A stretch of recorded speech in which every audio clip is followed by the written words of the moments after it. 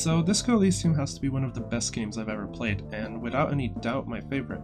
I actually ended up liking it so much that I went on to get all the achievements for it on Steam. At the time of recording this, I haven't played Disco Elysium for over a year.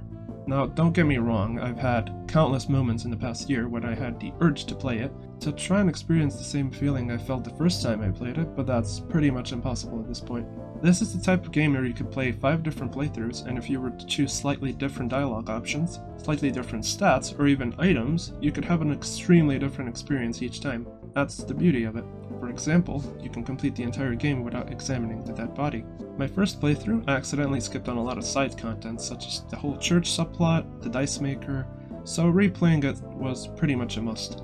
My main mistake though, after finishing the first playthrough and absolutely loving the game, was to play the game again simply for the sake of completing all the achievements I had left, and to pretty much do everything there is to do in the game. Now, doing something like this doesn't have to be a bad thing for certain games.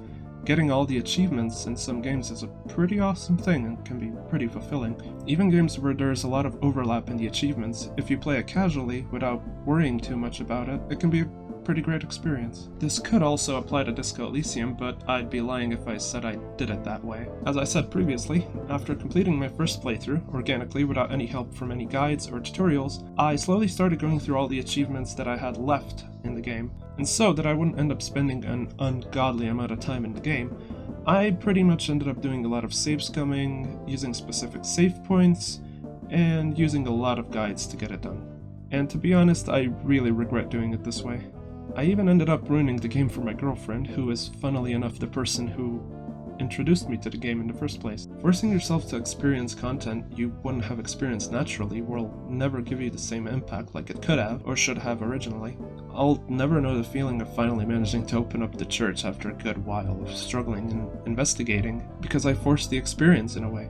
I do want to clarify that not all side quests and subplots are covered by the achievements, but I made sure to do those along the way as well, such as the dice maker, for example. This is something I really don't like about the concept of completing games, in the sense of achievements or trophies, that is. You become completely locked into the concept of doing everything on the list that you don't actually end up experiencing or feeling anything. It won't be anywhere as memorable or impactful as if you manage to do it yourself, discover it yourself, or even stumble upon it by pure chance. Another reason why I think this is a game that shouldn't be completed in this way is the way the achievements are set up. There's a lot of overlap in the achievements. For example, Baddest of the Bad Cops is an achievement where you pretty much get Kim to not only dislike you, but to pretty much hate you by the time the game is over. And Goodest of the Good Cops, where you get Kim to really trust you to the point that he's comfortable enough to share a secret with you. This is a pretty tame example, but it still proves my point. Overlapping achievements are a common thing in a lot of games, so that isn't the issue in itself. The issue, at least, I think, lies in the fact that it's pretty much impossible to do all of the achievements while playing normally, or casually if you will. No guides, no tutorials, no random Reddit post on how to do something faster or easier, but to do that you probably need a minimum of 3 to 4 playthroughs, and that's just by following the achievement list itself. But certain achievements are so specific that even with a hyper-specific guide you could still potentially miss it somehow. An achievement that a lot of people in the community seem to complain about is the gluten-free topping pie achievement.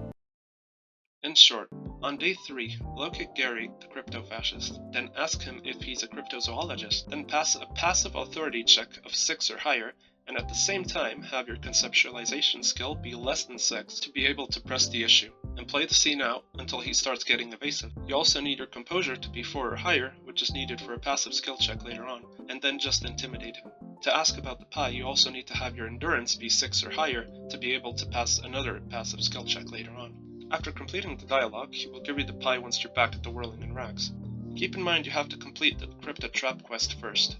Also, small side note, when Gary gives you the pie, you have the option to throw it on the ground or to eat it. Throwing it on the ground does not give you the achievement. Achievements like this could be somewhat problematic for a good number of people. The fact that only 0.6% of players actually managed to obtain it is pretty telling.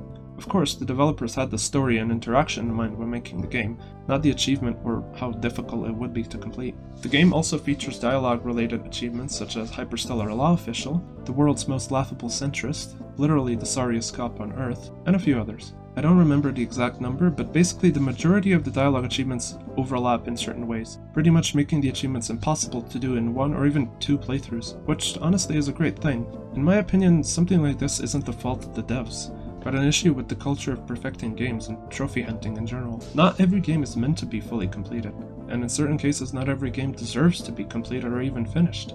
It's not uncommon for a person to pretty much ruin a game they loved and adored simply because they forced themselves to sit through another additional 30 to 40 hours just to get all the achievements. I'm sure everyone at some point had a game like this, or even multiple. I spent a bit of time researching Reddit and Steam forums for people who did get, or at least attempted to get, all the achievements in the game. And the general consensus is that the first playthrough is an amazing and very detailed experience. Getting all the achievements, not so much. Usually it boils down to being very grindy and getting boring after a while, and it shouldn't be that way. When looking back and reading comments along the lines of, I plan on doing the first playthrough normally, and just following the guide for the second one, in a way felt sort of insulting, even though I did the exact same thing. I don't mean to sound like a snob, but doing something like this could be okay for certain games, but for Disco Elysium it completely devalues the experience, and the point which the game is trying to display. The replayability of Disco Elysium mostly lies in the ability for your next playthrough to be vastly different than the previous one. The feeling that there might be something that you missed, a character you haven't spoken to, a building that you haven't entered. Taking that possibility away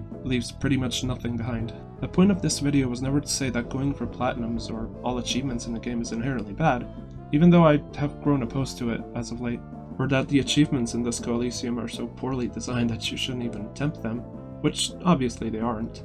The point is that certain games just shouldn't be forcefully completed, and I believe Disco Elysium is a prime example of that point.